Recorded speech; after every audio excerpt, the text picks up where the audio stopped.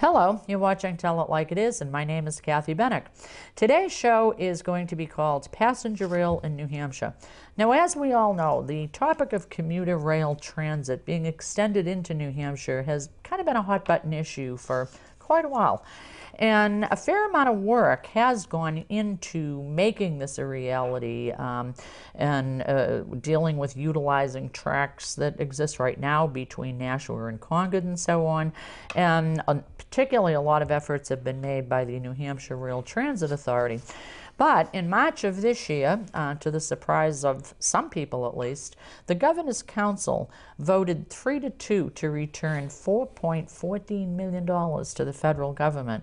And that action effectively has put on hold ongoing studies, plannings, permitting, and so on to get this baby going. But nevertheless, the issue is not dead, and there are still many, many strong advocates working hard toward the goal of restoring passenger rail to this part of New Hampshire. I recently finished interviews with all 5 candidates for governor this year, and because of the interest in passenger rail, particularly in the area here where we live, I asked each one of them on the Tell It Like It Is show to tell me their thoughts on whether they supported bringing commuter rail back into New Hampshire. And by the way, if you haven't seen that series, it's called Race to the State House, and all 5 shows are on the BCTV website, www.bedfordtv.com. Please watch them. I think you'll learn a lot, and actually they're fun too. But anyway, I asked all 5 of them their viewpoints, and their views ranged from total, complete support for passenger rail to the worst end was a willingness to consider it after studying its economic feasibility. But not a single one of them were against it, which is the point I'm trying to make. So I decided with all of this interest that I'd do a show on it. Now I'm going to admit something. I was always one of those people who liked my own car, who wanted to drive my own car, who wasn't interested in getting on a bus or a train, wanted to get in my own car, crank up the music, and be a happy camper. And this even when I lived in Massachusetts and went to Boston all the time, I drove. But you know, it was easy then, because it would take me maybe 30 minutes to get in the city, zoom through a few streets, and get my car parked for $10 or less, sometimes even free, on the street. Well, that's not the case anymore. I mean, now that same drive would take me a minimum of 60 minutes, if not 90, and if there's an accident or something, way more. Then I would get into downtown and ditz around for 30 minutes, 45 minutes, or whatever, traveling from parking garage to parking garage, trying to find one that had an empty space for the sum of at least $30. So I guess slowly but surely I'm getting won over to the idea of, wouldn't it be great if there was a train that could hop on and get down to the city. So anyway, my guest today, after I've said all that, is an expert on railroads, and in fact has worked on this project, which is known as the New Hampshire Capital Corridor Project, and it would bring passenger rail back here to New Hampshire. And my guest today is somebody that I think all of you who are watching knows, and that's Mike Izbicki. And you would know him probably from his service here in Bedford as a town councilor from 2007 to 2011, and he actually served as town council chairman for 3 of those years. While he was on the council, he was appointed as a planning commissioner to the Southern New Hampshire Planning Commission, and then Governor John Lynch, recognizing his railroad expertise, appointed him to the New Hampshire Rail Transit Authority in 2007. And there he chaired the finance committee, and then he wound up serving as its interim executive director for 3 years. Now, aside from that, Mike has 35 years of experience in the passenger and freight, rail, and public transit industries. He's worked on major transportation projects all over the country and on some of the biggest systems that you hear about all the time and have ridden on when you visited those cities. And he has been directly responsible for rail transit projects that are worth over $3 billion. He's also a U.S. patent holder, and today he is director of rail systems for an international engineering company. So between his local knowledge and his worldwide knowledge, he'll be able to tell us a lot today. Mike still lives in Bedford with his wife Sue and his 2 sons. And with that, I'm going to say, Mike, it's good to see you again. I'm glad you're here, and I know you're going to give us a ton of good information. Glad to be here, Kathy, and thank you for this opportunity to talk about rail. It is a passion of mine, and it's something that even though we've had, I'm going to call it a little setback right now, as far as the governors and council not approving this, we are still moving forward with this project, and I'm not giving up yet. Well, that's good to hear, and I think there's a lot of support out around, especially in this area. There is. It's funny, the UNH did a study on, do you want passenger rail service from Boston to Nashua to the airport, Manchester and Concord? And I think the results were, this was a scientific study, it wasn't a random call. People calling saying, what do you want? How do you want the passenger service to be? It was a list of 4 or 5 questions. Is that like Andy Smith or something? Is that his name? This was done out of all those at UNH? This is the research group out of UNH. They do all the poll numbers for candidates and everything else. It's very, very good. Yeah. And 78% of the people polled, there were several hundred, want commuter rail service up this quarter. That's high. And the funny thing is, too, the union leader did their own poll, so to speak, and 55% of their readers want it. Really? But yet they're against the project. They call it a boondoggle, which it is not a boondoggle. Well, especially not today, between traffic congestion and energy prices and all the rest of it. It certainly is not a boondoggle. No, and you brought up a good point, and regarding travel in and out of Boston. Right now, the average cost, and it's based on $4 a gallon gas, to go to Boston from Manchester and return and parking, it averages $75 to $90 a trip. That's brutal. Round trip. When you figure out the cost of gas, the wear and tear on your car, you know, and the parking fee, and the time.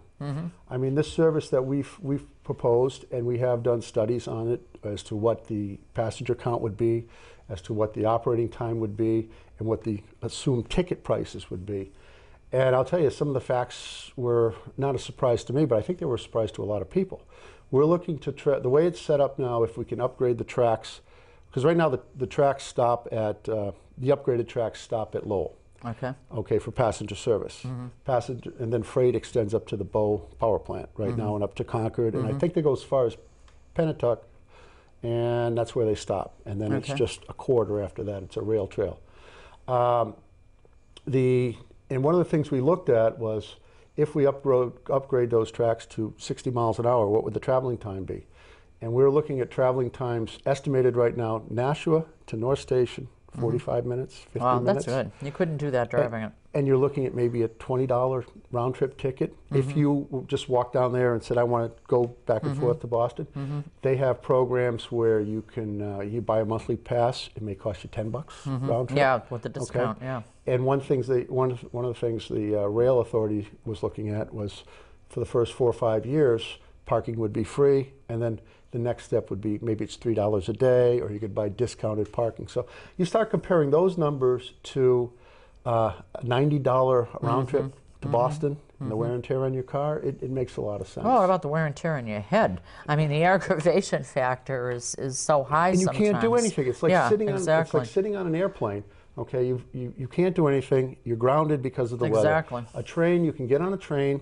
You know, you go from your house to the train station, get on the train. The trains will have Wi-Fi. They'll be fully equipped, so you could actually be productive on and off the train. Or you could take a nap. You take a nap, whatever. So you get to work, you feel refreshed. You won't use 25% of your daily energy getting to and from work. Yeah, exactly. You know, via a car. Because I mean, that long commute every day, it's wearing. I mean, I've done, when we first moved up here, I did it, and Jerry did it for a while, and I mean, it was crazy. It was absolutely crazy. It wasn't worth it. It is. I did it for about 25 years. I had 2 offices down in Boston, and I tell you, it really wore on me. It does. And I go to Boston frequently now, not frequently, maybe twice a week.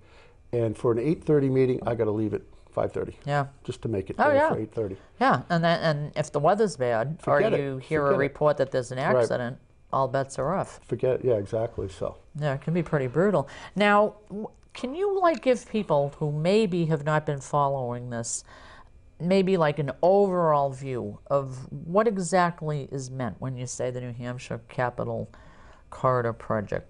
'Cause, Okay, I mean, that sounds so official. let me. Like, I'll what does go it to mean? I'll go to the 30,000-foot level. Okay. Okay. Right now, there was, and I was involved with it 3 years ago, a plan to develop high-speed rail for the whole New England area. This was part of the Obama, initiative that within 20 years we want people to have access to high-speed rail within 30 minutes of their house. Okay. They funded it to a certain point, but it was just to get the ball rolling. So as part of that initiative, first thing we had to do to qualify for some of this grant money was to put together a regional plan. They didn't want a state plan, so we did, and we identified several corridors. One corridor being the Northeast corridor from Boston to New York, Philadelphia, and Washington. That would be upgraded. We looked at what they call the Knowledge Corridor, which is basically from New Haven all the way up to Lebanon, and then eventually, or White River Junction, then to Montreal. Then you've got the Empire Corridor, which goes up the Hudson River, then a corridor out to Albany and Baltimore. And then the Downeaster, which goes from Boston to Portland, then up to Brunswick. Is that the only one that's actually in existence, or some of the others already Right now, operating or partially operating? All the ones I've mentioned are operating. Their Okay. Amtrak is operating. Okay. They're the intercity carrier, and Amtrak and the MBTA is operating the commuter rail for in and out of Boston. Yeah, yeah. And then the other corridor and those corridors are actually have passenger rail, not quality passenger rail, and they have quality freight, but not passenger rail, and they're or upgraded passenger rail, and they're in the process of moving that forward. The New Hampshire Capital Corridor is part of one of 12 corridors that were identified under the Clinton administration for high-speed rail back in 2004. And it was intended to connect Montreal to Boston through New Hampshire. And that corridor is basically an existing corridor. It's been there since the 1800s. And it used to be what I call our previous high-speed rail. And it was steam locomotives that traveled over 100 miles an hour. Amazing. So anyway, so what happened was we identified that, okay, that's the long-range plan to get Boston to Montreal through New Hampshire. But in the interim, we said we need, as the authority, this is when the New Hampshire Rail Transit Authority started coming together, we need to bring passenger service to Manchester and Concord. We did our homework. We spoke with the highway system, the highway folks up at DOT, not just in New Hampshire, but throughout the region.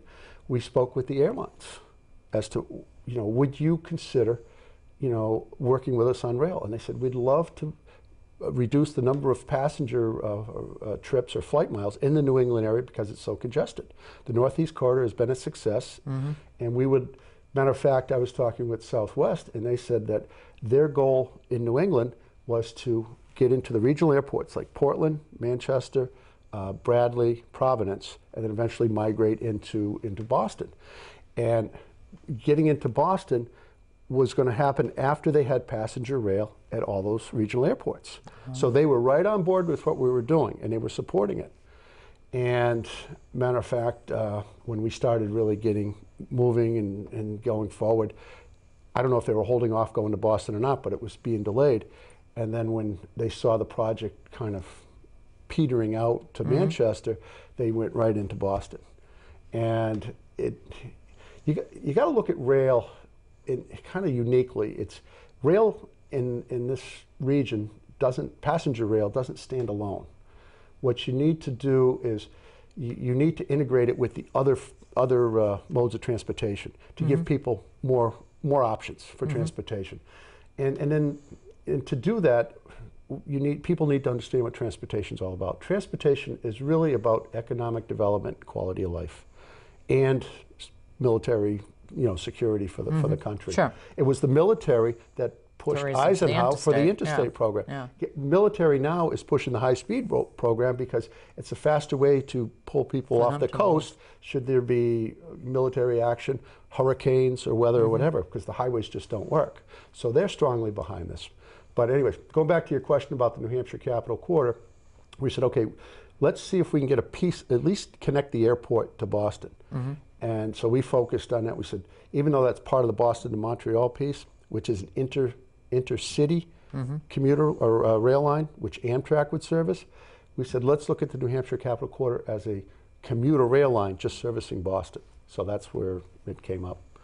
And Then we started getting into the issues. The major issue was, can we work with the owner of the line from the New Hampshire line to Concord, which is Pan Am Railways. So we worked, that was a big hurdle. Can we get the funding? Now, do they do any passenger, or are they all freight at this point? They're all freight. Okay. And one thing people have to remember too is when you have a passenger line, okay, on a freight line, you have to have a quality freight service before you can have quality passenger service. So it's actually it's a win-win, not only for the operating railroad, because the passenger line will take care of the maintaining the track and the equipment, but you'll have better freight service. I mean, and we had the coal train going to Bow Power Plant, but Bow Power Plant's now been temporarily closed. Yeah, I was shocked when I heard that. Yeah, and now you've got the Anheuser-Busch plant is receiving stuff via rail, but those are the only customers. Really? I never knew they did. Yeah. But that makes sense, because they'd be using a lot of grain. They use a lot of raw materials, which is what the freight line, but it's, and folks need to understand too that the MBTA operates in Massachusetts on state-owned rail lines. The state owns all the rail lines in Massachusetts. So we would have to extend it to Concord. We had two things, three things we had to do. One, we had to say, is this viable? What's the passenger count? What's the fare box return? What's the capital cost? And what do we have capacity at North Station for this extra service? Well, we did all those studies, and lo and behold, we looked at our passenger count was just initially starting the service. And again, there's two rush hours on this line. One's the airport coming out of Boston early in the morning, okay, and then you've got the commuter line a little later into Boston, and then you've got the reverse coming home at night. You've got the commuters coming home from Boston in the evening, and then at night, late at night, you've got after 10, the airline folks going from Manchester to Boston between 10 and 12. Then you've got the other folks that just go down for sports events, medical trips, things like that. Oh, that's true. Yeah. So because a lot of people do go down to the hospitals down there. Well, they can go down there and just, they can have somebody pick them up right at the station, take a taxi. They don't have to fight the traffic. Their anxiety levels are lower. They're not. So anyway, so we looked at all that, and we came up with roughly about 500,000 riders a year, which is very good for a service. With our fare structure, I'm going to say... So that would actually be bigger than the number of passengers that used the one going up to Portland, right? Right from the get-go? Initially, yeah. Yeah. This is one of the most dense areas in the country that is not served by commuter rail or some type of passenger rail service. So the numbers just all make sense. Then we looked at, typically, we looked at the capital costs, which is about $300 million. We looked at 4 stations, Nashua right at the border. We looked at one for the airport, which would be in Bedford and Merrimack, which would be on the west side of the river, just south of the new access road. The DOT already owns the land there. They were going to enter into an agreement with us to put a station there. There's a lot of raw land there, so great for economic development afterwards. And it's a 1.5 or 2 mile run from that station to the airport. So the FAA was willing to have bus service to and from, tied into the train schedule. Then we looked at something, station... Sure, the rental car companies and everything else. Oh, yeah, they could do all that. It all would tie in. Too, I've worked with Mark Brewer a lot on this, the director of the airport. He was right behind it. Mark was instrumental in getting almost $300 million when he was director of the Providence Airport to connect to the Northeast Corridor. Is that right? Yep. And just a little side note on that is up and running. The MBTA used to run commuter trains from Providence to Boston. The airport opened up. They said, we'll run a few. They started doing like 10 trips a day. The service demand was so overwhelming. They're up to 24 to 26 trips from the Green Airport to Boston. Wow. A little over an hour.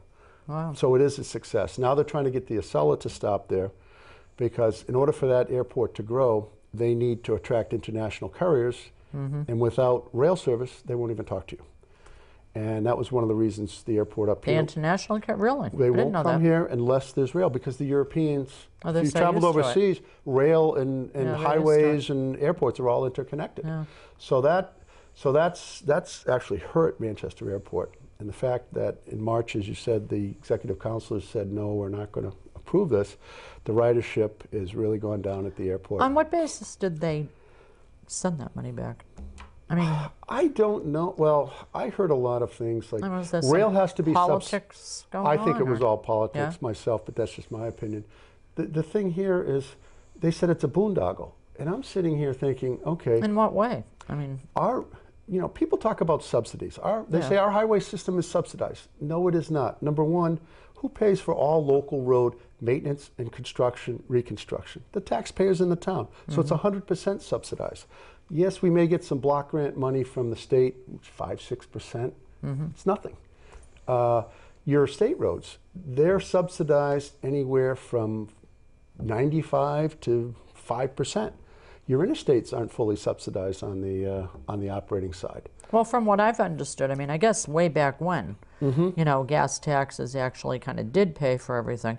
But, as the years went on, and now with cars being so much more fuel efficient and such, obviously the tax collection is down significantly. And people are driving less too.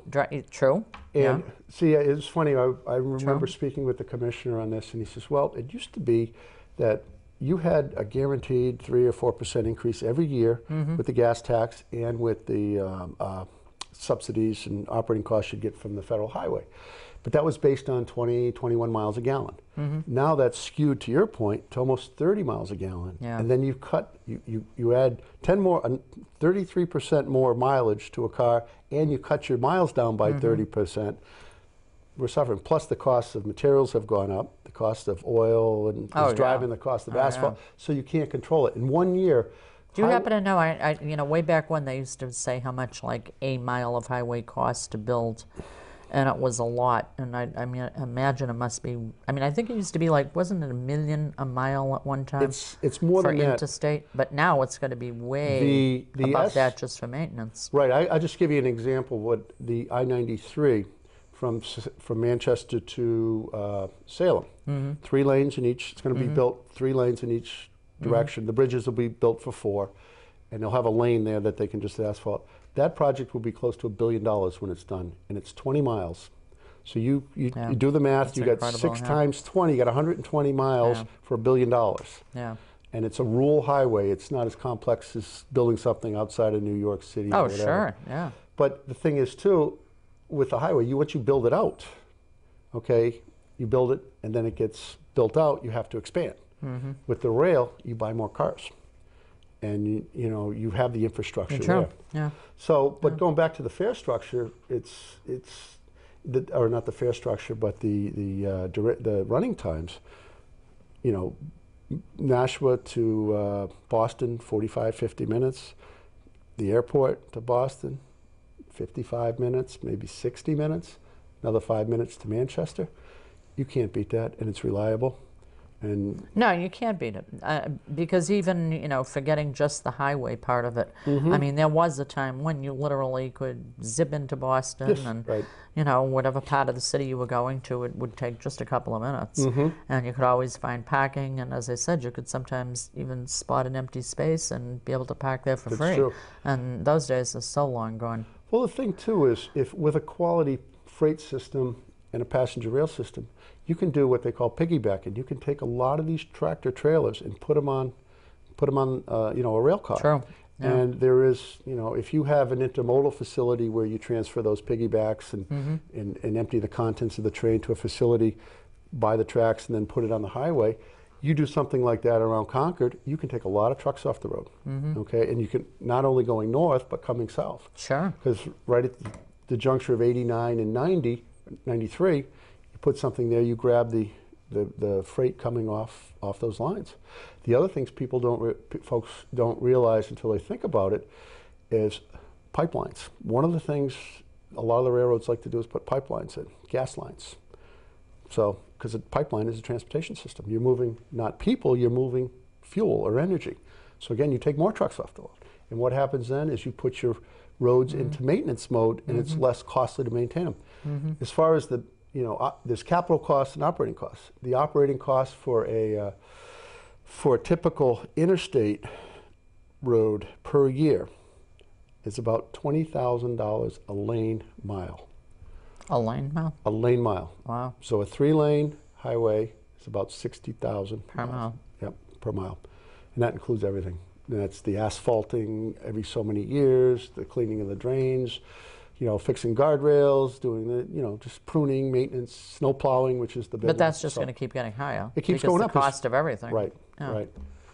So, but no, I think we have a very good program here, and it's just, I don't understand why it didn't pass the executive councils. I really don't. You know, I didn't grow up here. I grew up in Massachusetts.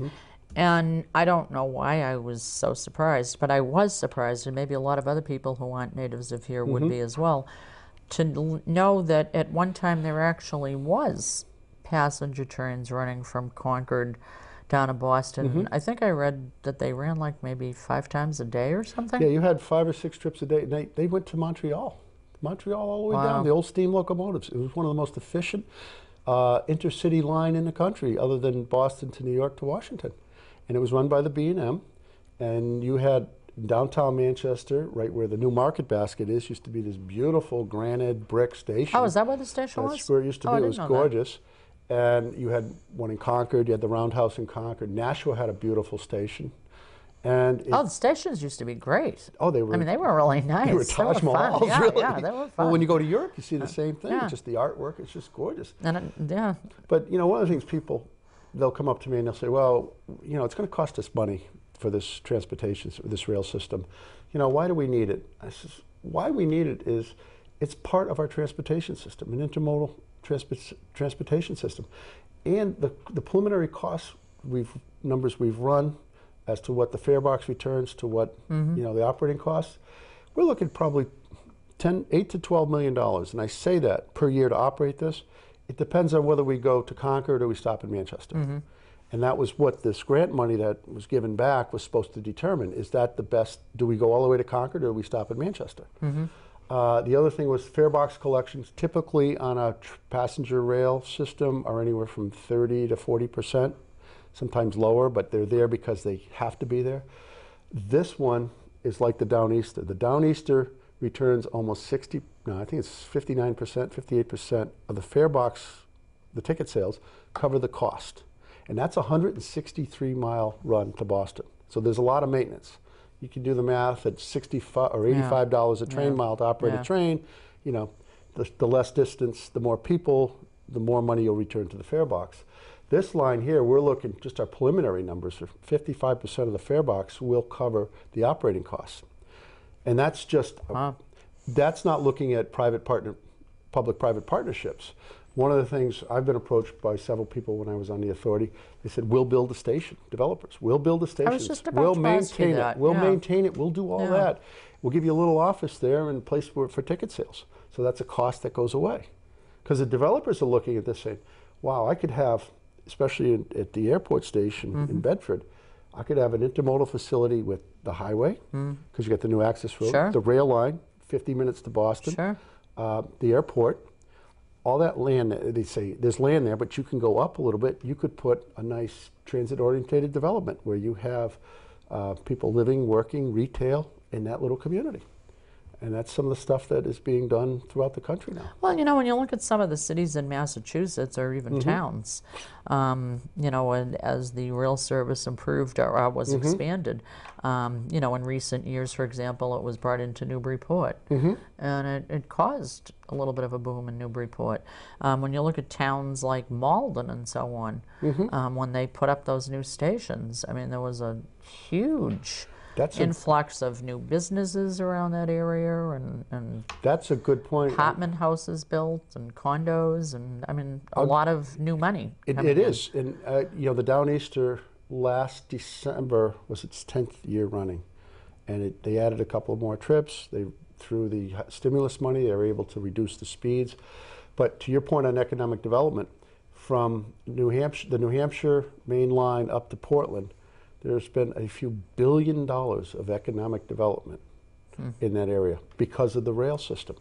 Now, do the math, at $20 an average per thousand, that's a lot of income coming into the towns. And the tourism has gone up, like Old Orchard Beach, because people from Boston just taking the train up. Look at Well, especially a lot of people who live in the city, they don't bother owning cars because it's more of a hassle. If they need a car, they'll go rent it. I had several friends of mine that lived in Cambridge and Charlestown. They moved up to New Hampshire because they take the train in. And they love it. It's a better quality of life. And you have your little groups that they just play cards and work together. Oh, yeah. And just go talk to the folks in Dover and UNH. UNH uses the train, the Downeaster, as a marketing tool in their brochures. Do they really? Yes, they've seen an uptick in enrollment because of the train. Kids can get on the train, they can go to Boston. You don't have to worry about it if they want to have a good time in Boston. The train's there, they're not driving. When they get off the train in Durham, they just walk to their dorm or whatever. Well, Portland's a big attraction for the young people too, because there's all kinds of stuff in Portland now. It's a great. Yeah, the old Port Exchange is hugely popular with people in that age group. It is, and what you're seeing too is the areas that are putting in the high-speed rail, like for example, the not Hartford, but New Haven to Springfield line. Bradley's on that line. There was the Vermonter that went up and down that line, and that was it. Very slow, but now they've putting in the high-speed rail. They'll have speeds over 100 in certain areas of that line. Guess what airline went there? JetBlue, because they saw to Bradley. Wow. Bradley is now soliciting international couriers, because you got the high-speed line that'll take you from Bradley. So you don't fly into New York. You fly into Bradley, take the train down to New York City. It'll take you right to downtown, instead of flying into like LaGuardia or Kennedy, where you got to spend an hour by cab to get to the city. Vermont this year alone is putting $135 million into upgrading that line from Vermont line. They want to go right to Montreal, and Montreal is asking them to do that, and they're working with them so that they can upgrade that service. And Vermont now is attracting the baby boomers who are retiring, because New Yorkers like to retire in Vermont. Yeah, and so they're capitalizing on that. To New Yorkers, yeah. And then I was talking with the folks over in Maine, and they're trying to connect the service from Portland to Montreal through New Hampshire, through the northern part of New Hampshire, where the population, I was watching something on TV the other day, northern part of New Hampshire, in the last 10 years, the population has gone down 5 to 10%. And that's where they'll run the line through. So, and some of that's because of what? The loss of the loss industries, of the paper industry, mill up in the Berlin paper mill, and all that. Yeah. The raw materials and all that. Yeah, and I mean those places really need. In fact, one of the candidates for governor, Jackie Silly, talked about that at length during her interview, because she's a Berlin native, and she was tremendously supportive of the railroad and saying what a boon it would be if it were live and running up there, and how much business they would get out of Canada. One of our biggest supporters, and I'll say, one of the things I was very careful with was, everybody said, well, you're a rail advocate. No, I said, I'm a transportation guy, and rail just happens to be my specialty, is let us do the studies and do the planning and do the preliminary engineering, so we know what the real numbers are. We know, I know where it's going to go, but we need the hard facts, and we need to run the software programs and all that. That's why we went after that $4.14 million. And our biggest supporter for that was Ray Burton on the executive council. His area is up north. He thought it was great, and Ray Resorick was a big supporter. Even the mayor of Manchester said, let's just do the numbers. I'm not saying I support the project, but I'm a business guy. I want to see the numbers, and that's what we were trying to do. Well, it would have to help Manchester. It would help. Well, one of the things. And I mean, it would even help a workforce too, as well, because I mean, a lot of folks who could get various jobs, but don't have the transportation to get to them. It opens up that whole new world for them. It does, and I read something in the Union Leader about a month ago, which was real disturbing. It said in 2008, the airport in Manchester handled 4.8 million passengers. That many? In 2008, and it put over $1.2 billion per year into the local economy. And then in the same article, it said for 2011, it was 1.35 million people. So the airport is slowly, which that translates into less money coming into the area. But when you talk to the rail, not the rail folks, but the airport folks, and you talk to the businesses, and you talk to a lot of the local folks that want the rail and the airlines, it can turn around and come right back if you have that quality service. So We're not, like I say, we're not done yet. We've just hit a kind of a brick wall for a little bit, but I think it's going to crumble a little bit. And I mean, even if there is subsidy, I mean, I guess it's safe to say that the trade-off is that there would be brand new economic opportunities all the way along the route, correct? There is. I mean, between land development and companies moving in and new jobs that go with that. Obviously, the railroad itself would need workers, everything from ticket takers to engineers. Right. You would increase the the number of employees operating the system for one. The big thing is that a lot of the studies have indicated that for every dollar you invest in a commuter rail system, there's a $6 return immediately. And that, to your point, that translates into more jobs, people using the line for freight, more passengers, more development for retail, buildings, places to live, things like that. But the numbers for this line are very high. The cost-benefit ratio, I think on this one was 1.29, which is pretty good. Usually 1.15, 1.17 is good. But that means that's almost a 30% return on your money right away, and that's initially. And I know, I've done about 5 or 6 startups like this. One of them is the old Colony line in Boston, that runs from Boston down to Hingham and Plymouth and all that. Oh, yeah. I worked on that line, we did the studies, and within 10 years, we were at our 30-year ridership projections. Is that right? And it's way beyond that now. And it just keeps growing and growing. The stations are getting bigger and people are using it. It works. A well planned out, and that was one of the biggest quarters, most dense quarters that wasn't served by a passenger rail system. And once they put it in there, it's worked. It's just phenomenal.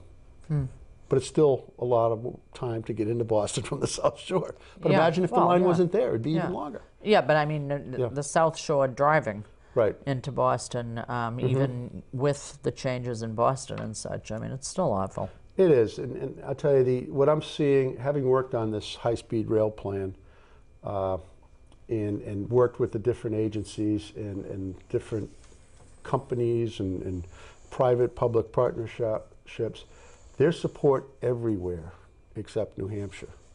And we've coined a phrase. You mean within New England? Within New England, okay. Well, within metropolitan areas, but mainly right now in New England, all the way to Buffalo, down to New York. I mean, these corridors work. But New England, the federal government wants this area, New York and Boston, to be able to have rail service to Montreal. And the route they picked was the shortest through New Hampshire. New Hampshire doesn't want it. They're going around us. They're going through Portland to Montreal. They're going up the Connecticut River, and now they're going up the Hudson River. And Montreal is, I met with the Montreal Transport Minister last year. Whatever we can do to help New Hampshire, we want to do it, because that's the shortest route. It's cheaper to move if you build the line. But we are, right now, I don't know what's going to happen. We're kind of like the donut hole of New England when it comes to rail, because everybody's going around us. Yeah. Now, say for instance, everybody had a change of heart. I mean, let's be silly and say somebody waved a wand and said, okay, here's the money, go for it. How long would it actually take? If everything was a go starting today, how long would it be before we would actually see commuter rail operational in New Hampshire? A lot quicker now than 4 years ago, 5 years ago when I started on this, and I'll tell you why. At the time, there were 2 big problems with this line, or I don't want to say problems, but issues. The first being procurement of the coaches. They run about $2.5 million. We were able to get, the MBTA was procuring new commuter rail coaches. We were able to get options in that contract to procure the coaches. Okay, so that instead of being a 3-year turnaround or 4-year turnaround between procurement, advertising for bid, and having the first delivery, we were able to just say, okay, we need 20 coaches or whatever, and they would just go in production. So it knocked it down to 2 years. The other issue was extending the commuter rail service up to Concord. Working with the MBTA and the MBTA working with Pan Am Railways, they were able to get an agreement in place that the Pan Am Railways would allow MBTA to operate commuter service up to Concord on their tracks. You know, there's all kinds of other deals, but that was the biggest hurdle we had, and we got that. But it was limited. You had to have the passenger rail service up and running within 10 years. We've got 8 years left. Wow. So we've solved those major problems. The stations, again, I think we've solved a lot of that by working with the developers because they want to build the stations. That's $30–40 million right there off this. And in order for this project to get capital funding from the Federal Transit Agency or the FRA, Federal Railroad Administration, you had to have a public-private partnership. So we did. We did that. And then the other thing is the rail and the control systems. So that's kind of the long way around answering your question, but I think people need to understand the details. If you said, okay, it's a go, it's about 2 years. 2 years before I could actually get on a train and ride down? Right. I didn't realize it was that fast. Now, like again, if it was 4 or 5 years ago, it would have been 4 to 5 years because a lot of these options weren't in place and these agreements weren't in place. Now, does the state legislature have to get involved or not? Originally, no. The way the bill was set up or the law was set up, they did not have to get involved. But they don't want, the legislators, they don't want the rail service. And I don't know why, and I testified at several of the Transportation Committee meetings for it, gave them all the information that some I gave to you and others. And what they did in the 10-year plan that just got approved, they took out all the funding for passenger rail. And they said if any passenger rail is coming to New Hampshire, it has to be approved by the legislators first. And that was never in there until the latest 10-year plan. Really? Yep. The one that just got passed last week or something? Yeah. Last month. It was never in there before? It was never in there before. So who maneuvered that in? The legislators put it in there, which I don't... It seems kind of obstructionist. The whole thing is, and I don't understand why, because it's so, rail's just part of the system. I mean, right now you've got passenger rail that runs from Maine through New Hampshire, Dover, Durham, and Exeter, and they're flourishing. The restaurants and buildings and places are flourishing. They love it. And then it's on to Boston. It costs New Hampshire nothing. It's all paid for by the riders in the state of Maine. They have agreements with Pan Am Railways and stuff. Then you've got the Vermonter that's going to run up the Connecticut River. 18 miles of that will be in New Hampshire. Again, New Hampshire's not paying for it. So we're getting a lot on the east, the right and left coast for nothing. Where we really need it is the New Hampshire Capital Quarter, and we have support, like I said earlier, the 78% of the folks that were surveyed by New Hampshire want it. And that was a 2-week survey. I imagine if you did a 1-month survey, the business would want it. Matter of fact, the business, when we first, in order to answer some of the questions that were in the grants that we filed for, we had to do some studies. But we couldn't get any money from the state. So what we did was we approached some of the businesses. Public Service was one. I think there was several, the Chamber of Commerce in Nashua, Manchester, and Concord. And they said, what's it going to cost? We said about $120,000 to meet the requirements of the grant. We raised $127,000 in 3 days. So the businesses want it. Yeah. Well, there'd be a lot of reasons for them to, actually. I mean, not the least of which is workers, obviously. It is, and the thing too is, people say, well, once you start the rail program, everything just stops. I said, no, what you need is a comprehensive transportation plan. Yes, do you need 3 lanes each way in 93? Yes. Do you need to fix the highway 93 through Concord? Yes. Do you need a lane on the Everett Turnpike? Yes. Okay. Then you need a rail system? Yes. Do you need a bus system? Yes. All these work together. Yeah, they do. It's a master plan. And then as people start moving up here, initially your highways are in maintenance mode they won't always be in maintenance mode, but they'll be in maintenance longer. But you start expanding the rail. And it's a lot easier to buy a coach for $2.5 million than it is to put a lane mile. This may sound like a silly question, but what is the lifespan for a coach? Any idea? It's like an airplane. Every 10 years they go through what they call a heavy overhaul. And every 5 years they go through light overhaul where they true the wheels and change out the seats and things like that. 10 years they'll change out a lot of the engines and or whatever, the trucks and wheels, almost right down to the shell, just like an airplane. I was at I forget where it was, but they had the old Bud PCC cars from the 60s. It was going through its 5th overhaul. Wow. And they expected it to last another 50 years because they're so well built. But your signal and control systems will last 40 years. Your rail, That long? Your rail, depending on the amount of freight traffic you have, because that's what really eats it up, could last 10, 15 years. Is that the most expensive piece of the whole thing, the rail? No, the whole most expensive piece of any rail project, like the Capitol Quarter, is the equipment. Equipment. You're looking at out of $300 million. You need a new locomotive because you need it for the hauling, which is about $4 million, and you need about 20 coaches at $2.5 million a piece. So you can do the math. Track, is expensive, but as steel goes up, it's a commodity. Control systems, but no, it's really the equipment that's the most expensive.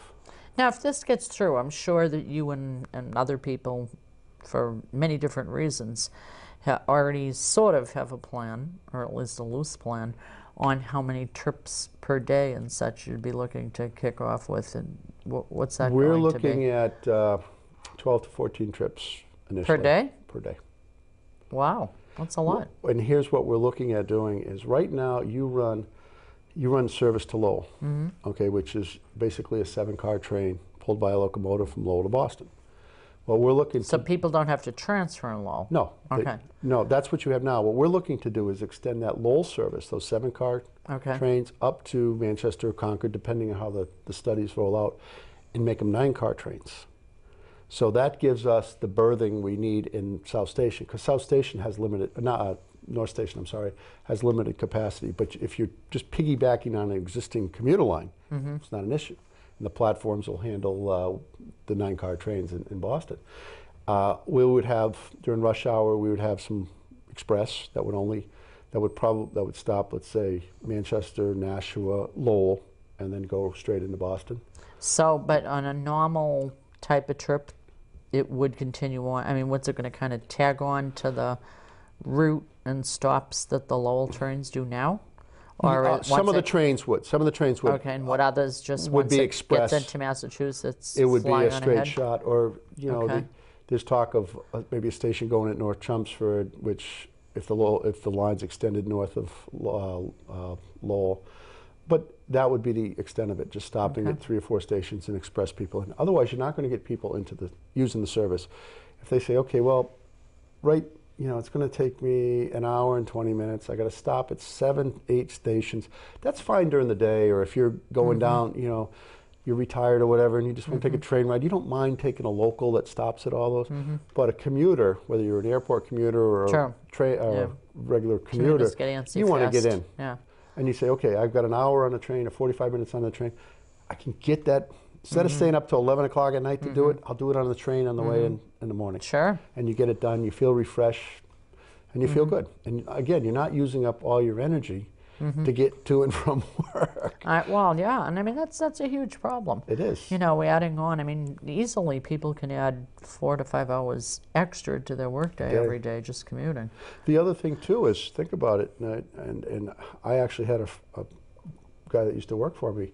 He had this nice new car and everything else, and then when he realized he could take the train in, he went in, he bought an older car, less maintenance, and then he found out, well, he first started using his car.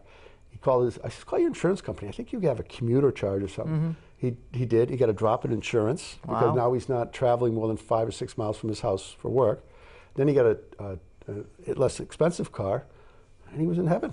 He says he was putting $40-50 a week into his pocket. Yeah, and that's great for a young family too. Oh yeah, I believe that. Yeah. So is that added into the whole equation of economic benefit or not? Yes, it is. That not in the studies we did. We did a very cursory review of that. We just wanted to get to the numbers of what this rail would do, the raw numbers. And if you don't mind, I can just say just looking at the raw numbers, extending the passenger service to Manchester, we were looking at over $2 billion worth of economic development in the area from Nashua to Manchester. That's a lot of money. So where would that all come from? It would come from the service, the stations. People would want to live around a commuter rail station. Okay. And a lot of people in Massachusetts or other areas that live around commuter rail stations they see an increase in the value of their property, anywhere from 10 to 20%. That Because much? because you walk, you know, as gas gets priced more expensive, and people are looking at their carbon footprint, and people don't want to drive. I mean, I know my nephews and nieces, they live in Washington, and they live next to Commuter. Oh, They don't want to drive. They don't want to drive. They love it. I mean, people who Yeah. live in Washington and the surrounding areas wouldn't even dream of driving into the airport. Right. And they come up here and they say, oh, you know, we got to drive to Boston. It's an hour, and, you know, we can't go down and have some fun, Yeah, you know. yeah. And these are 25, 30-year-olds, 35-year-olds. Yeah. You know, and they're like, why don't you have commuter rail? Yeah, I mean, You know? I don't know, well, I don't know if you've ever spent much time on Long Island, for example. Yes. I mean, the LIE is like the lifeblood. It is. And when people are going out for an evening into the city or whatever, I mean, they don't even think of driving. No, they don't, because they want to go out, they want to enjoy it. Yep. You know, and you know. And the hours are late, so they don't have any problem hopping on a train. Exactly. Service is frequent. And the restaurants love it. Yeah. Restaurants, a lot of places, not I haven't seen it up here, but out in Chicago, I think it was Chicago and LA, they'll have shuttles running back and forth between the restaurant and the rail service. And they'll let their patrons just have a good time. And don't worry, we'll take care of you. And that could happen in New Hampshire, but it's not going to be anytime soon. But I think it's going to happen. What do you think people, I mean, is there such a thing as a call to action on this, to say to people, look, if you believe in this, this is what you need to do, or has it gone that far yet? It started going there, and we were working that, and that's how we got the grant money. We got the support. I actually met with Secretary of Transportation, with the Commissioner Campbell, and Paul Hodes when he was a congressman there. We actually met in Paul Hodes' office with Ray LaHood and talked about this and the need for this, and he was right there supporting it. And one thing they did too is, this is the first project ever in the history of the United States to be funded by two separate agencies. Normally the Federal Transit Agency will fund a project, and they'll tell the Federal Railroad Administration, hands off. This one had federal transit money and federal railroad money. It was the first time ever, and they were looking at this as a showpiece. Yeah.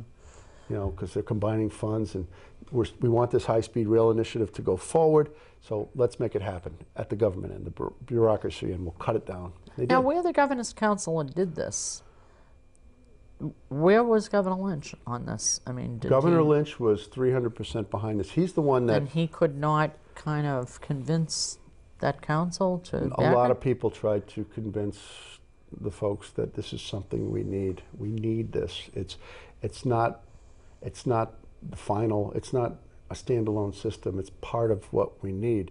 If you don't want to be putting another, because of inflation, $2 billion into 93 in 30 years, you need a project like this. And I think what happened was there was a small group of people pushing this, myself including, trying to get the word out. When we got the grant money, we felt comfortable that, okay, let's get it, now we're going to get our questions answered.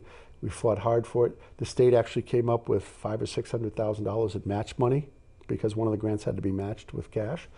So we had everything in place, and it came down to that vote in March. We thought we had it. It was going to be 3-2, not 3-2 for it, not 3-2 against it. So now, to get all this revived again, do you have to go through that whole process all over again to apply for all these federal grants and such? No, we were able to. The grants are in limbo right now, and there is a move to... But is the money we gave back gone to somebody else? It's in limbo. I did some checking. How'd that happen? We gave, well, I guess there's a process. This is a process I don't know. When you don't accept the grant, you have to go through a process, okay, before the grant actually goes to the feds and then goes back somewhere else. We're in that process now. And in that process, if you can find another grantee, in this case the grantee was the DOT, then, and come up with the match money, then it can move forward. And that's the effort right now. Without the Governor's Council involvement? Right. This would fall under another entity. Okay. And that's the process we're in now. So can people, the average person, the average resident, somehow involve themselves in a way to make that happen? We're trying to understand the process right now, because we just found this out recently, that this is something we can do. which is good. Okay, put the whole. Let's see if we can find somebody, because I think there are some takers out there, and that's what we're in the process of doing right now. And hopefully over the next month or so, we'll be able to say, okay, agency, city, or whatever X. Okay, you're willing to take this. You have the money. Let's go. And they'll be administering the grant at that point. So now, jumping ahead, if all that happens and all that falls into place, yeah, and whoever winds up the new governor says, I don't like it, can that new governor put the kibosh on the whole thing? He can put pressure to put the kibosh on it, but it really comes down to the legislators, given what they put in the 10-year plan. But I think if the legislators see that if it makes sense, and again, it's an educational process. That's why I love doing these shows, to tell people this is where we're at. Get out there, call your Chamber of Commerce folks, call the Rail Authority, call the DOT, call your legislators, says we want this, how do we get it? And then we continue to educate people on what rail is all about. I think it'll happen. So now if somebody wanted to get more information now, who do they go to get it? Right now, I would go to the New Hampshire DOT website, go to the New Hampshire Rail Transit Authority, and you'll see there's a place you can link on. So that is still in existence? It's still in existence. Okay. And I guess the attendance is pretty good. They're having quorum, so they haven't given up yet. You could call the local regional planning commissions, like the Southern New Hampshire, the Nashua Regional Planning Commission. You get the Southern New Hampshire Planning Commission out of Manchester. They're actively involved with it. They sit on the boards. You could talk to your selectmen, your councilors, your mayors, your aldermen, and just put the pressure on that way. Talk with your local community leaders, because this is something that New Hampshire needs. It's not a boondoggle, as I've been told. It's becoming. Yeah, I don't understand them calling it a boondoggle. That to me just doesn't make. I think it's sense. Political. At I that mean, point. you can say I need to do more of a cost analysis or what have you, but boondoggle. One thing I found is, that's just crazy. Transportation should be nonpartisan. Excuse me. Should be nonpartisan. It needs to be nonpartisan, and that's when it's successful. Vermont, Maine, Massachusetts, Connecticut, Rhode Island, all the Washington delegation and their governors are all supporting it, so they're getting the money. Connecticut's got, I think, close to $1 billion. Wow. Just for their little piece in Connecticut. Well, I'm looking at that clock, and as usual, it has just flown. I know, look at that, huh? So I do want to thank you for coming, and I think this is a subject we can talk about some more, and maybe next time bring some more players in this whole thing in. I hope you all enjoyed that show, and those of you who know how to reach Mike can get more information from him as well. I do want to quickly say that possibly this might be the last show that you'll see us tape here in this setting. I will still maybe interview political candidates here in the BCTV studio, but there's a pretty good chance that I'll be moving all the rest of my shows to another production facility, primarily because there are some new rules and regulations that I don't particularly agree with, that I think sort of violate producers' rights and freedoms and such. So I have the opportunity to be taping elsewhere, so if that's the case, one of my very next shows, you may see a whole new beautiful setting. So take a good look at this one, maybe for the last time. Thanks for watching. Bye-bye.